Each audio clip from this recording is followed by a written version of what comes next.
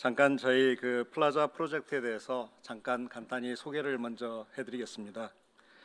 저희 플라자 프로젝트는 2024년 5월에 국회 사무처 등록 비영리 사단법인으로 등록단체가 되었습니다.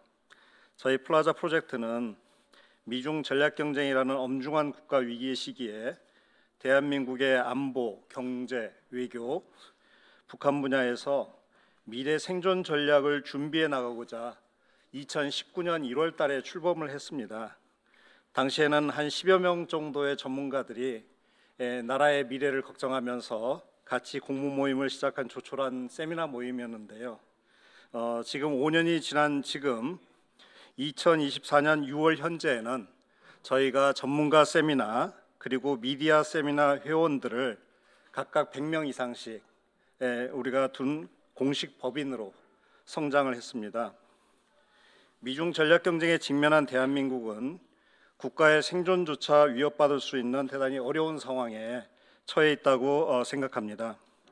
대한민국 내부는 당파적으로 분열되어 있고 합리적인 대안을 모색하기도 참 어려운 그런 상황입니다. 저희 플라자 프로젝트는 합리적인 중도 그리고 보수 진보의 모든 전문가 역량을 모아서 대한민국의 생존 전략을 준비해 나가고자 합니다. 자유, 민주, 공화의 가치를 바탕으로 한 대한민국의 미래상을 추구합니다. 정쟁보다는 국민적인 공감대를 바탕으로 해서 초당파적인 대안적 전략을 마련하는 데 진력하고자 합니다. 오늘 이 세미나는 사단법인 플라자 프로젝트가 국회 등록 기념으로 국회에서 개최하는 첫 세미나입니다. 북한의 핵무장과 핵 전략의 변화로 국민의 관심사가 된 대한민국의 핵무장 가능성에 대한 그 주제를 가지고 그 토론을 시작할까 합니다. 향후에도 국회와 협력해서 대한민국의 생존의 핵심적인 이슈들을 차례로 다뤄나가면서 우리 공론 형성에 이바지하려고 합니다. 여러분들의 참여와 협력은 환난의 상황에 처한 대한민국의 운명을 바꿀 수 있다고 저희는 믿습니다. 저희 플라자 프로젝트에 많은 관심과 힘을 실어주시고 이심전심과 십시일반의 정신으로 함께 도와서 이 어려운 길을 함께 헤쳐나갔으면 합니다. 오늘 이 세미나 개최를 가능하게 해주신 우리 특별히 김민석 의원님께 대단히 특별한 감사를 드립니다. 그리고 토요일 날임에도 불구하고 이렇게 많은 분들이 참여해 주시고 또 특히 기꺼이 저희 발표와 토론을 맡아주신 전문가분들께도 감사드리고 여기 와 계신 우리 방청객 여러분들께도 깊이 감사의 말씀을 올립니다. 모두 건강하시고 오늘 대단히 유익한 시간이 되었으면 합니다. 감사합니다. 반갑습니다. 김흥규 교수님께서 플라자 프로젝트에 대한 쭉 말씀을 하시고 또 오늘 창립 세미나를 하신다는 말씀을 들었을 때 제가 아주 기꺼이 이 행사가 이루어지는데 함께 협력하겠다는 말씀을 드렸습니다. 국회 이제 등록 단체로 되신 것도 축하드리고요. 오늘이 마침 또 2020년 그러니까 20년 24년 전에 6.15 기념일이기도 한데 사실은 첫 주제로 오늘 핵 무장 또는 핵 자강과 관련한 것을 첫 주제로 말씀하신다는 토론하신다는 말씀을 들으면서는 조금 또 생각을 좀 해봤습니다. 지금 우리 이 한반도의 상황을 타개하기 위해서 전체적으로 어떤 기조를 가져야 되는가라는 포괄적인 접근에서부터 시작해서 현재 남북 간의 긴장과 갈등이 더 격화되지 않도록 어디서 시작해야 될 것인가라는 예를 들어 한라인 문제 등등이 비한다면은 현실적으로 아마 핵 자강 또는 핵무장의 문제는 우리 사회의 진영과 입장을 떠나서 주류담론으로 아직 등장했다고 보기는 조금 어려운 면이 있지 않는가 이렇게 아마 평가하는 분들이 많을 것이라고 생각됩니다. 그럼에도 불구하고 제가 우리 오늘 발표자 중에 한 분인 정성장 우리 박사님의 책도 이렇게 읽어보면서 정성장 우리 박사님도 이것을 현실적으로 일본 수준의 핵 잠재력을 갖는 것이 필요하지 않느냐라는 말씀을 하시는 걸 제가 이렇게 보면서 어떻게 보면은 이 주제는 현실의 직접 관찰의 영역으로 제기할 수도 있지만 이 문제를 제기하는 담론의 전략적 의미가 뭘까 하는 것도 생각해 볼 여지가 있겠다. 하여간 여러 가지 각도에서의 의미가 있기 때문에 그에 대한 토론이 활발히 이루어지는 것이 매우 유의미한 접근이다라는 생각이 들었습니다. 오늘 저는 토론에 함께하면서 경청하고 또 좋은 결론이 나는 것을 저희가 최대한 이렇게 함께 할 수 있도록 노력하겠습니다. 제가 끝나고 잠깐 다른 행사에 갔다 오는 것을 빼고는 계속해서 함께하면서 우리 좋은 토론에 함께하겠습니다. 다시 한번 축하드립니다. 감사합니다. 네, 반갑습니다. 다시 인사드리겠습니다. 네, 우리 존경하는 김은구 교수님 또 프라자 프로젝트에 참여하시는 교수님들, 또 학자 여러분들, 또 전문가 여러분들 진심으로 감사드립니다. 이미 이제 말씀을 주셨지만 프라자 프로젝트가 국회 사무국에 정식 등록돼서 이제 연구 활동에 시작한다는 말씀을 듣고 저 역시도 적극적인 지지와 또 응원을 앞으로 보내드릴 생각입니다. 사실 2020년도부터 22년도까지 제가 문재인 정부 시절에 여당 외통위 간사 역할을 했을 때요, 프라자 포럼이라는 그 연구단체를 온라인 오프라인으로 저도 참여했던 기억이 있습니다. 그때 사실 그 외교적인 식견을 넓혀주는데 굉장히 저에게 큰 도움을 주셨기 때문에 아무래도 오늘 그 프라자 프로젝트가 국회 등록해서 첫 발을 디디는 오늘 이 자리가 저에게도 또 큰 힘으로 작용될 거라는 기대의 말씀도 드리겠습니다. 아무쪼록 요즘같이 어려운 또 경제적으로나 또 외교적으로 어려운 상황 속에서 대한민국의 최고의 권위자 여러분들이 한데 모여서 대한민국의 외교의 역량을 넓혀주신다고 생각하니까 우리 국회에서도 뒷받침할 수 있는 부분이 어디에 있는지 잘 연구해서 힘을 모아 보도록 하겠습니다. 저는 현재 국회 교육위원장으로 선출이 돼서요, 이제부터 또 국회 교육 분야에서 앞으로 일을 할 생각입니다. 여기 계신 모든 학자님들께서도 대학 관련된 분들이시기 때문에 앞으로 또 교육 분야에 대해서도 많은 관심 주시고 또 지도와 편달해 주셨으면 고맙겠습니다. 열렬히 응원합니다. 감사합니다.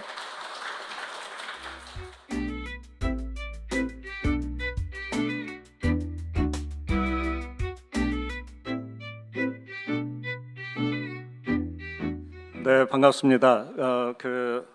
저희가 오늘 주제가 한국의 핵무장은 필요하고 가능한가라는 주제를 다루는데, 일단은 현재 대한민국이 처한 외교 안보, 특히 안보적 상황이 어떠한가에 대한 평가를 먼저 전제하고, 우리 이 세션에서 이제 대한민국에서 가장 그 핵무장의 필요성을 강조하고 계시는 우리 정성장 박사님과, 그리고 이 핵무장이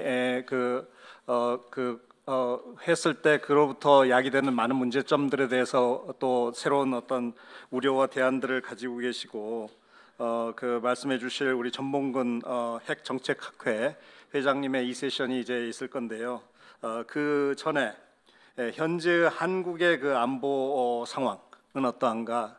현재 문재인 정부에서 그다음에 윤석열 정부까지 우리 북한의 핵무장과 핵미사일이 점차 강화되면서 사실은 핵 전략 자체가 이제 변화하는 그런 상황에 우리가 직면해 있는데, 이것을 어떻게 평가할 것인가, 그리고 현재 우리 정부가 이에 대한 어떤 답을 가지고 있는가, 현재 정부가 제시한 대안들이 정말 우리가 신뢰할 수 있는, 그리고 거기에 이제 의존해서 계속 우리의 이 전략들을 계속 가지고 갈 수 있는 그러한 이제 전략인가, 이러한 문제에 대해서 우리가 좀 허심탄회하게 먼저 이 얘기를 한 다음에, 그리고 이 세션을 넘기면 자연스럽게 오늘의 이제 가장 핵심적인 주제인 한국의 핵무장은 필요한가 그리고 가능한가, 이 문제로 접근할 수 있을 것 같습니다.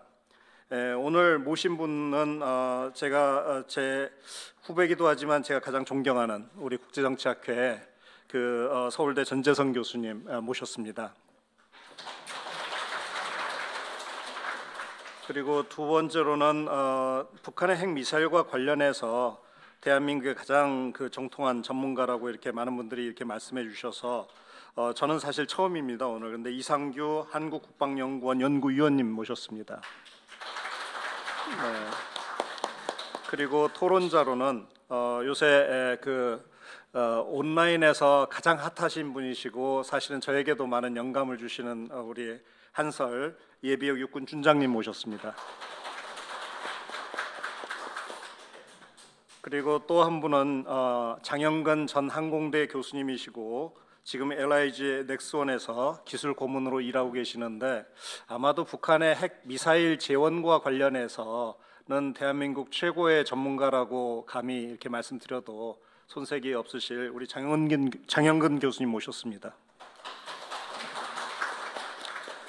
오늘 토론을 위해서 먼저 발제는 제가 정확하게 15분으로 한정하겠습니다. 그래서 14분이 되면 이게 너무 큰가요? 이걸 칠 거고 그 다음에 15분씩 그 발제를 해주시고 그 다음에 토론자는 7분으로 한정을 하겠습니다. 그래서 시간을 좀 엄수해 주셨으면 하고요.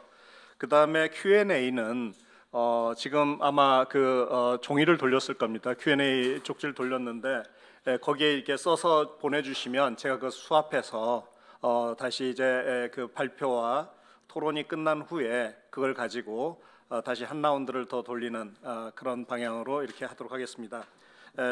지금 그러면 전재성 교수님부터 먼저 발제를 부탁드리겠습니다. 네, 감사합니다. 우리 그 플라자 프로젝트 첫 회의에 이렇게 첫 번째 발표를 맡게 돼서 너무 영광스럽고요. 굉장히 중요하고 막중한 임무라고 생각합니다. 저도 처음부터 참여는 해왔는데요. 여러 논의들이 이제 있어 왔고 오늘 주제는 주로 핵 문제지만 우리 이사장님께서 이 세션에서 지금 한국을 둘러싼 여러 안보 환경을 전반적으로 말씀을 좀 해보라고 하셔서요. 저는 군사 안보보다는 이제 외교 안보 차원에서 지금 우리가 당면하고 있는 국제 안보 환경의 주요 변수랄까요? 그런 내용들을 말씀드릴 텐데 아마 여기 계신 전문가분들께서 대부분 다 익히 아시는 내용이라고 생각됩니다. 그게 이제 북핵 문제하고 어떻게 연결될 수 있을지에 관한 말씀을 이제 말미에 좀 드리는 걸로 발표 내용을 짰습니다. 전체적으로는 이제 지금 우리가 당면하고 있는 안보 환경은 한반도를 둘러싼 핵 문제라든지 우리의 안보가 위협되는 그런 단순한 차원의 문제보다는 전 세계적인 또 동아시아나 인도태평양 지역의 안보 질서가 아주 근본적으로 전환기를 맞이하고 있기 때문에 핵 문제도 탈냉전기 미국 단극 시대의 30년의 핵 문제와는 전혀 다른 국제정치적 배경 속으로 들어가고 있다. 따라서 그 문제의 진단이나 해법도 변화하는 이제 세계 질서 속에서 같이 보는 것이 굉장히 중요한 상황이 되었다라는 생각이 들고요. 그게 지난 30년간 우리를 괴롭혀온 문제지만 30년 이상 또 지속될 수도 있는 새로운 환경에 처해가고 있는 것이 아닌가 그런 생각이 듭니다. 첫 번째 꼭지는 이제 자유주의 안보 질서라는 주제인데요. 우리가 1945년 이후로 자유주의 국제 질서 속에서 살아왔다 이런 얘기를 굉장히 많이 합니다. 논란이 많기는 한데 그래도 근본적으로는 그 힘과 무력에 의한 질서보다는 다자주의적인 합의에 의한 국제 제도나 국제법에 의해서 국제 관계를 이루어오고 그 속에서 그 개인의 가치, 인권이나 자유와 같은 가치를 추구하는 그리고 그것을 이제 시장이나 유엔과 같은 안보 제도 또는 민주주의들 간의 평화 등으로 뒷받침하는 제도를 통틀어서 자유주의 국제 질서라고 한다. 그것은 사실 근대 질서 전체를 보면 대단히 예외적인 상황입니다. 그래서 45년 이래로 지금까지 80여 년간 거의 전쟁이 없다가 이제 우크라이나 전쟁이 발발하게 되면서 탈냉전 30년도 종식돼서 새로운 국제 질서에 들어갈 뿐만 아니라 자유주의 국제 질서의 한 파트인 자유주의 안보 질서, 경제 질서와 이념 질서가 있다고 할 때 안보 질서도 아주 큰 변화를 맞이하고 있구나 그런 분석을 많이 하고 있는데요.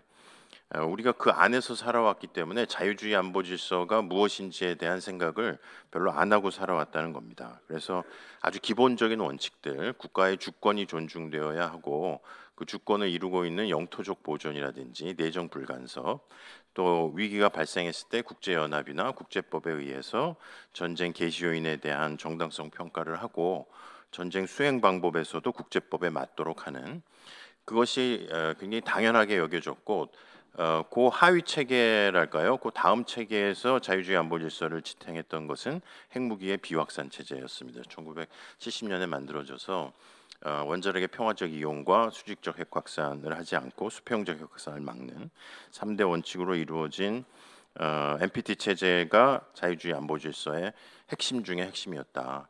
근데 우크라이나 전쟁은 뭐 우리가 다 아는 것처럼 유엔의 상임안보 이사국이 주변국의 주권을 아주 이후에 어떻든지 간에 그래서 유엔을 무력화시키고 국제법의 정당성 기반을 완전히 해친 이스라엘 전쟁 역시 국가성을 주장하는 하마스가 국제법을 어겨서 테러적인 공격을 했고 두 전쟁 모두 전쟁 수행 과정에서 대부분의 그 주체들이 형사재판소에 회부될 정도로 국제법의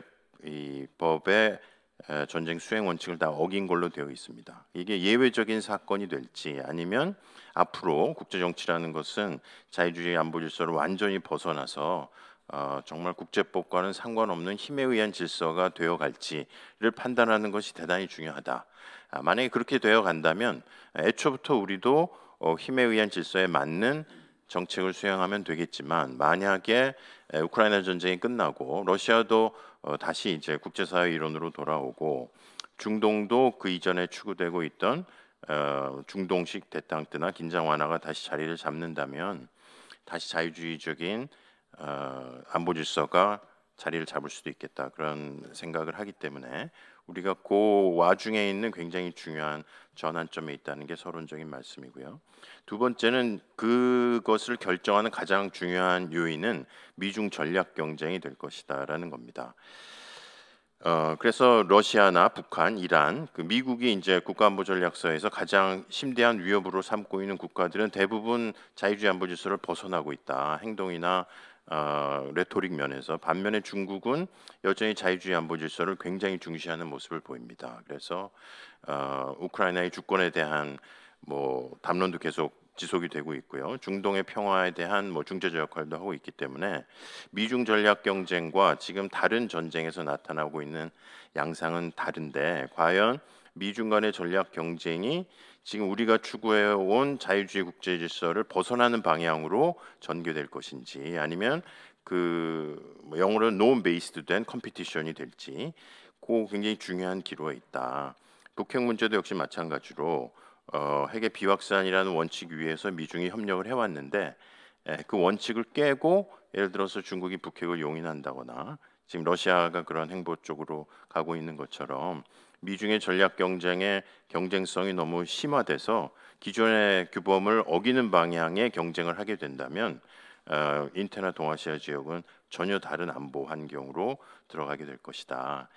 그것을 막기 위해서 이제 미중 간의 여러 타협책들이 나오고 있고 이제 1년을 좀 넘은 디리스킹 패러다임이나 그 전에 있었던 발리에서의 위기 관리에 대한 합의, 뭐 발리 패러다임이라고 할 수 있는 미중 관계가 지속되고는 있지만 흥미로운 것은 미국도 대중 전략의 일종의 엔드 스테이트가 무엇인지에 대해서 명확한 그림이 있지는 않다. 이게 워낙 새로운 경쟁이고 특히 미국 내에서 이 경쟁과 협력을 같이 추구한다는 그런 정책이 정말 서스테이너블한지 과거의 냉전의 봉쇄라는 것은 아주 명확하고 자체적으로 통일된 정책이었지만 미국의 대중 전략이라는 것은 군사적으로 통합억제에 의해서 군사 균형을 유지하고 그 위에서 범용 무역 관계는 유지하되 첨단 기술에서의 디커플링 굉장히 복합적인 전략인데 이런 전략이 과연 유지 가능한가 하는 거에 대한 미국 내 논란이 대단히 많다. 중국도 뭐 여기 우리 이사장님 전문가가 계셔서 나중에 말씀하시겠지만 내부 경제 문제라든지 향후 국제 문제에 대한 중국의 리더십 이번에 그 가자 전쟁이나 우크라이나 전쟁에서 중국의 존재감은 사실 별로 없었다. 눈에 띄는. 하지만 그 물밑에서 이제 중국의 이익을 추구하는 여러 외교적 노력이 있다고 볼 수는 있는데요. 아직 중국이 안보 질서에서 명확한 그 어떤 정책적인 존재감이나 미국을 넘어서는 군사력의 행사를 취하지는 않고 있다. 따라서 그런 면에서 향후 미중 간의 특히 인태 지역에서의 대만과 남중국해를 둘러싼 군사 경쟁이 이런 근본적인 안보 질서의 변화를 가져올 것이냐라는 게 대단히 중요하다는 겁니다. 만약에 그렇게 되면 약간 마구잡이 싸움이 되는 거죠. 그렇게 되면 핵 비확산의 원칙에도 미중 간에 아주 심대한 이견이 있을 수 있고 그것이 북핵 문제의 향후 향방에 큰 영향을 미칠 것이다라고 강조해 볼 수가 있겠고요. 세 번째 꼭지는 그런 상황에서 미국의 동맹 현대화 전략의 변화입니다. 이것도 잘 알려져 있는데 미국이 이런 그 주된 그 중국이 가장 이제 페이싱 스트레이트라고 해서 가장 중요한 도전이고 그 밖에 이란과 러시아, 북한 테러리스트의 도전을 막아내기 위해서는 기존의 허브앤스포크의 양조 동맹으로는 불완전하기 때문에 그런 스포크 간 협력과 소다자 협력, 전략적 파트너십을 동원한 동맹 체제를 재편하는데 그것이 미국의 이익을 위한 굉장히 현실주의적 정책이 될지 아니면 그렇다 하더라도 결국 자유주의 안보 질서를 다시 다잡는 그런 정책이 될지에 향방을 지켜볼 필요가 있다. 따라서 우리 입장에서도 이것이 미중 패권 경쟁에서 중국을 견제하기 위한 아주 현실주의적인 동맹 형태로 갈지 아니면 물론 중국 견제가 있지만 인태 지역의 안보를 새롭게 다지고 특히 유럽과 인태의 안보를 연결하는 자유주의 안보 질서의 어떤 진화랄까요? 그런 과정의 일환이라면 우리도 적극 참여해서 그 속에서 이익을 추구해야 되는데 그렇게 하기에는 미국의 동맹 전략이 굉장히 많은 문제점을 갖고 있다는 겁니다. 이미 이스라엘이나 우크라이나 이건 동맹도 아닌 전략적 파트너십에 대한 동맹 이론에서 나오는 리스트레인트, 자기 동맹 상대를 얼마나 잘 관리할 수 있느냐, 특히 네타냐후와의 불화 같은 부분을 보면 또 대만과 같이 동맹은 아니지만 전략적 파트너 국가를 어떤 수준까지 지원해야 될지에 대한 문제, 또 기존의 동맹과 이런 전략적 파트너십들 간의 관계 문제, 대만 유사 사태 시 요즘에 이게 그 대만의 전장과 한반도의 전장이 연결됐을 때 이걸 통합적으로 관리할 수 있는 어떤 전쟁 대비책이나 동맹의 전체적 그림이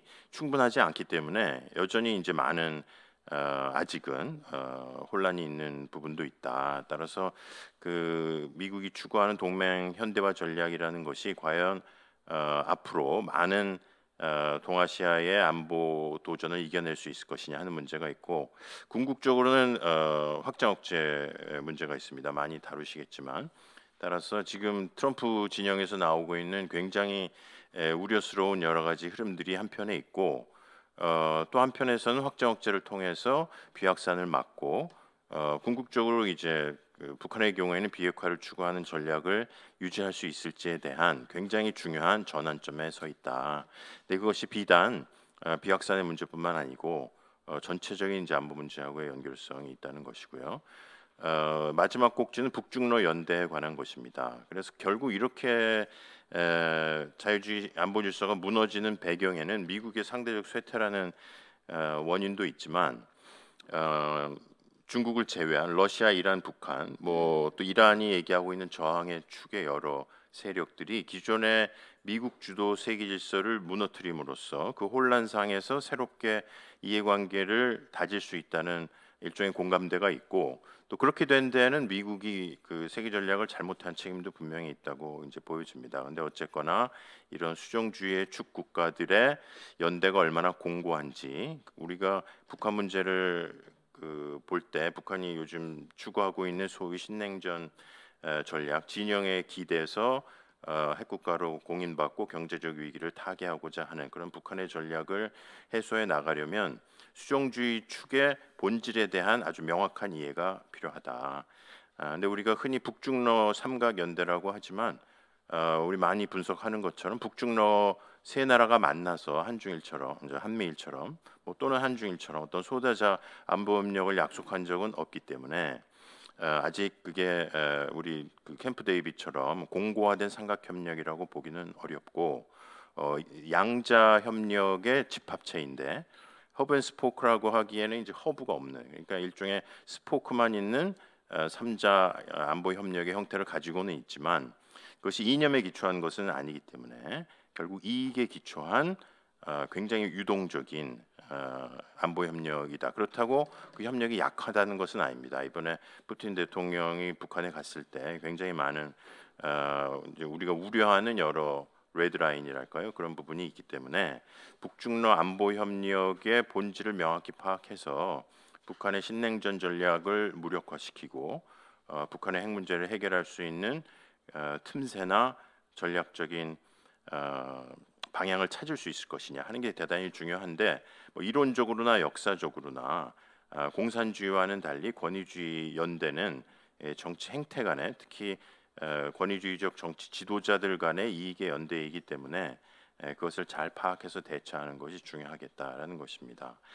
결론적으로 우리가 당면한 안보 환경이라는 것은 우리의 당면한 안보 문제를 해결해야 되는 부분도 있다. 북한의 아주 정말 심각한 핵 공격의 위협에 대처하는 부분도 있고, 반면에 우리가 흔히 얘기하는 것처럼 우리가 성장해온 자유주의 질서 안에서 민주주의와 경제 발전을 해왔는데 우리는 한 번도 자유주의 질서를 벗어나 본 적도 없고 패권이 아닌 미국과 살아본 적도 없습니다. 근데 만약에 미국이 보통 강대국이 되고 자유주의 질서가 무너진다면 한국의 외교적 안보적 과제는 아주 새로운 것일 거다. 그걸 과연 우리가 감당할 수 있을지를 고민해야 될 정도로 정말 우리가 교과서에서 배운 군사력에 기반한 세력 균형 체제가 된다면 한미 동맹도 변수가 되고, 그랬을 때 한국 외교가 닥치게 될 여러 비용이나 도전과 아니면은 자유주의 안보 질서를 유지하기 위해서 미국과 서방 진영과 협력하는 노력 사이에 선택에 서 있다. 그리고 그 선택의 핵심은 어떤 면에서는 핵 문제다. 우리가 만약에 북핵 문제를 해결하기 위해서 핵을 개발하게 된다면 북한에 이어서 NPT를 탈퇴한 두 번째 사례가 아마 될 것 같고요. 그게 우리한테 굉장히 많은 국방의 이익을 가져다 줄 수도 있지만 세계 안보 질서를 약화시키는 또 계기가 될 수도 있기 때문에 여러 가지를 고려해 봐야 되는데, 우리 국내 논의에서는 우리의 그 한국과 같이 이제 굉장히 중요한 나라의 외교 정책이 세계 안보 질서에 주는 함의에 대해서 조금 더, 그리고 우리의 장기적 이익에 대해서도 고민을 해볼 필요가 있다. 그런 생각으로 마치겠습니다. 고맙습니다.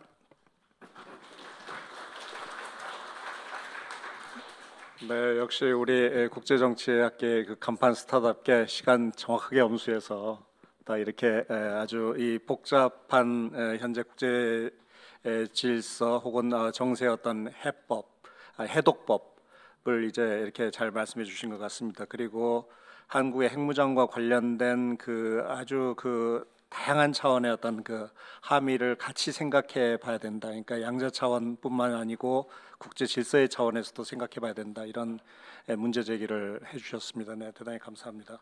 다음으로는 우리 그 이상규 위원님 부탁합니다. 네, 감사합니다. 저는 한국국방연구원에 근무하는 이상규라고 합니다. 오늘 이렇게 중요한 논의의 장에 초대해 주셔서 발표를 이제 부탁받았는데 굉장히 큰 영광으로 생각하고 있습니다. 제가 의뢰받은 주제는 이제 북한 핵위협에 대해서 평가를 해달라라는 내용이었고, 앞서 이제 전재성 교수님께서 큰 틀에서 이제 자유주의 안보 질서의 변화 위기, 그다음에 이어지는 북핵 위협에 대해서 말씀하셨습니다. 저는 좀 더 이제 북한 핵 위협에 대해서 중점적으로 다뤄볼 텐데, 사실 이어서 이 후반부에 핵무장에 관련된 논의를 이렇게 이어서 하는 것으로 알고 있습니다. 사실 핵무장이라는 게 현재 이제 현상 변경 옵션이다 보니까 이런 형상 변경 옵션을 선택할 때는 장점과 단점 혹은 우리의 비용이 추가적으로 투여가 되게 됩니다. 그래서 이러한 논의를 좀 면밀하고 집중적으로 이렇게 하는 것이 저는 굉장히 의미 있고 중요하다고 생각하고 있습니다. 이제 본격적으로 말씀드리면, 최근 이제 북한이 지난 4월에 핵 반격 가상 종합 훈련을 두 번째로 실시를 했습니다. 사실 작년에 KN-23을 대상으로 해서 단도 미사일인데 대상으로 했었고, 이제 초대형 방사포에 대해서 지난 이제 4월 달에 실시를 했습니다.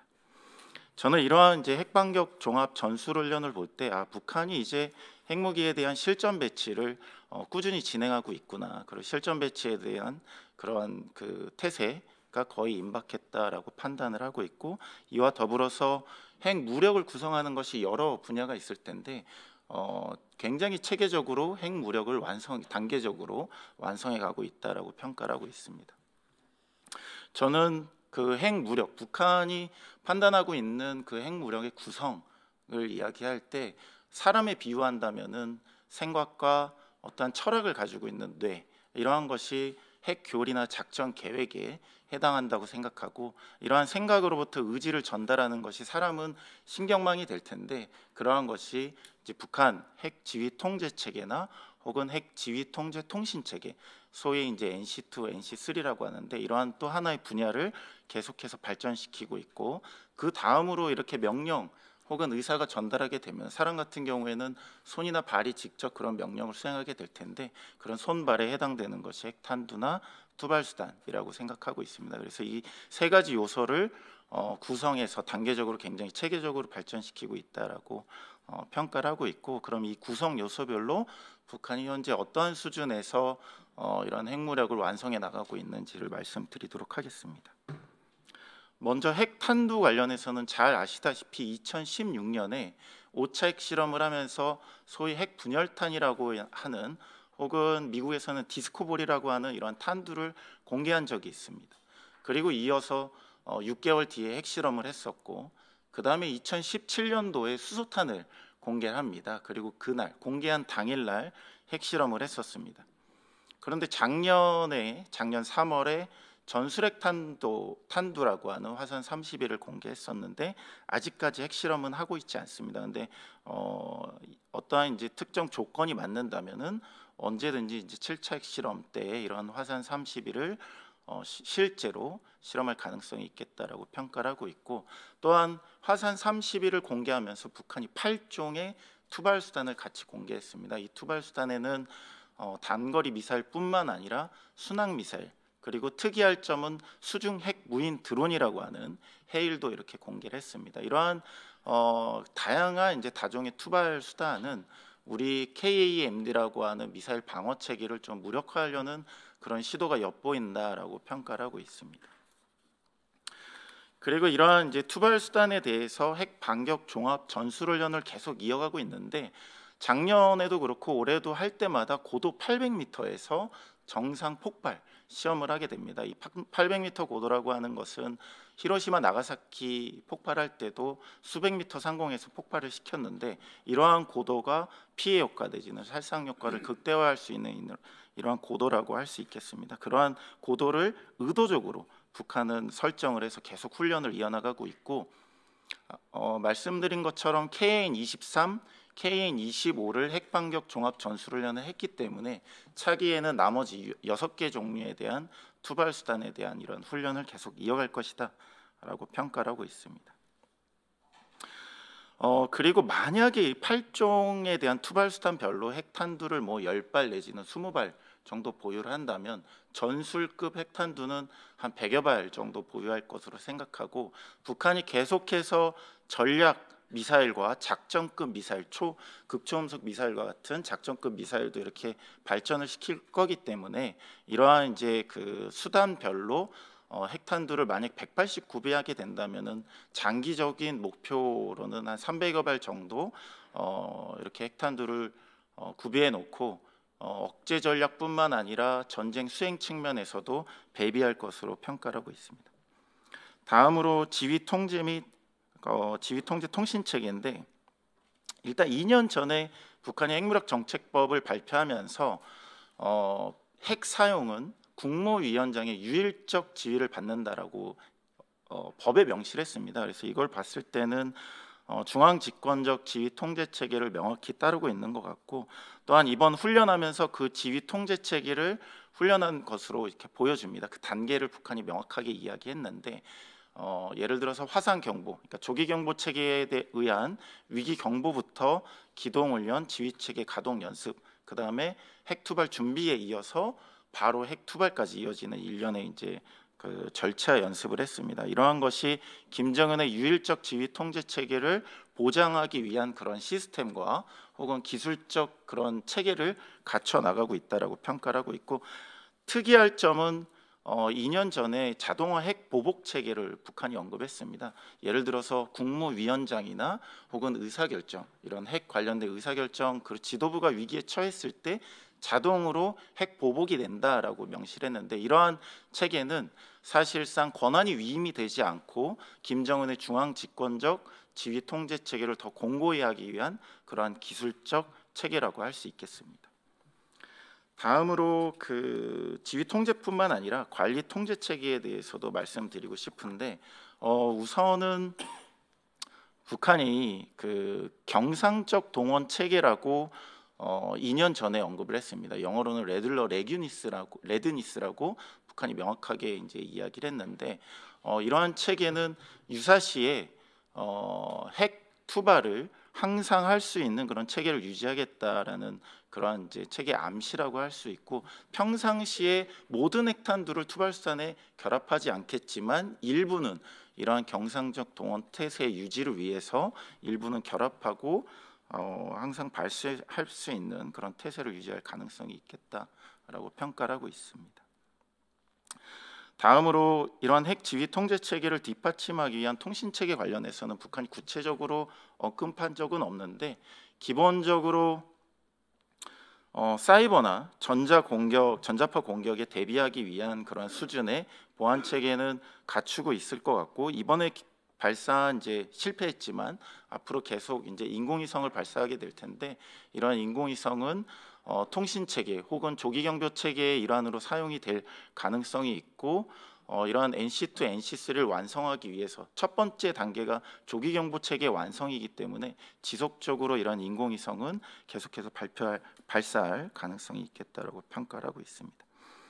다음으로 핵 교리와 작전 계획과 관련해서는 북한이 전쟁 억제 전략과 전쟁 수행 전략을 동시에 완성하겠다라고 명확히 언급을 했습니다. 그래서 전쟁 억제 전략 측면에서는 이제 북한이 ICBM 같은 이제 미국을 타격할 수 있는 그런 투발수단에 계속 이제 늘려나가면서 이격 능력을 확보하고, 그러한 이제 이격 능력을 확보한 상태에서 한국 내에서 드골 의심이라는 이러한 논쟁이 계속 확산이 되고, 궁극적으로는 한미 동맹 분리를 이렇게 유도하고, 나아가서는 한반도의 주도권을 장악하고 핵 강압을 계속 이렇게 하면서 이렇게 형상 변경을 위한 수단으로 핵무기를 계속 활용할 가능성이 굉장히 높아 보입니다. 다음으로 전쟁 수행과 관련해서는 위기시 혹은 전시, 평시에 모두 활용할 수 있는, 특히 2년 전에 북한이 핵 사용 조건 5가지 트리거라고 하는 사용 조건을 내걸었지만, 사실 이 조건은 조건이라기보다는 모든 상황에서 나는 핵 사용을 할 것이다 라는 것을 법으로 명확히 했다라고 저는 평가를 하고 있습니다. 그래서 전쟁 수행 전략 측면에서 아주 낮은 수준의 재래식 분쟁이 있더라도 한미에는 재래식 분쟁 하에서도 핵 그림자라는 뉴클리어 섀도우라는 이러한 상황에서 너네들이 위기 관리를 해야 된다라는 메시지를 계속해서 발신할 것으로 이렇게 생각을 하고 있습니다. 아울러서 북한은 이러한 한미 간의 다양한 위기 상황 시나리오를 스스로 이제 평가를 하고 가장 위험하거나 혹은 가능성 높은 다양한 시나리오를 만들고, 그 시나리오에 따라서 작전 계획을 만들고, 그 계획에 따라서 훈련을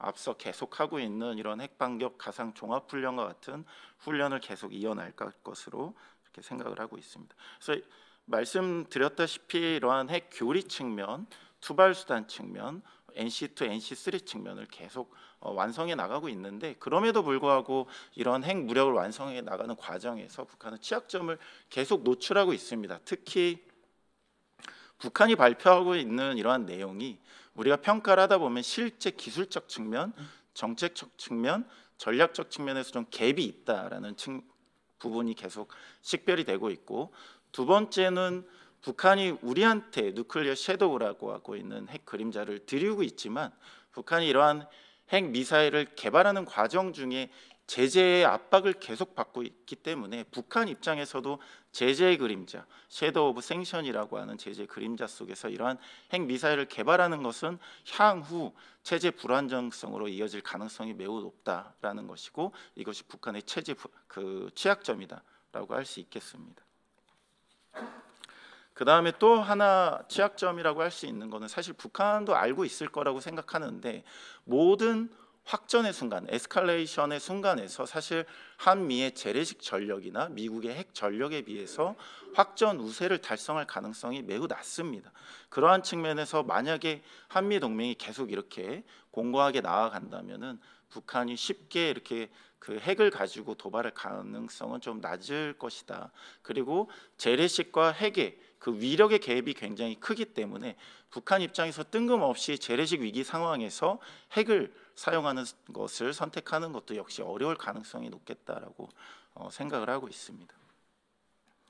그래서 마지막으로 우리의 대응 관련해서는 뒤에 계속 논의가 되겠지만, 사실 이번 주 월요일에 한미 제3차 NCG 핵 협의 그룹 회의가 개최가 됐었습니다. 그래서 확장 억제 측면에서 한미의 협력이 계속해서 공고화되고 있는 것이 현 상황이고, 또 아울러서 지침이라는 검토, 그러니까 한미 간의 문서 검토가 완료가 되었는데, 이런 지침 문서는 이런 핵 협의 그룹을 제도화하는데 굉장히 큰 역할을 할 것으로 이렇게 기대를 하고 있습니다. 그리고 또한 아울러서 우리가 제재나 국제 협력을 통해서 북한을 계속 압박하고 있는 상황인데, 이러한 제가 말씀드리는 이러한 옵션들은 사실 현상 유지 옵션입니다.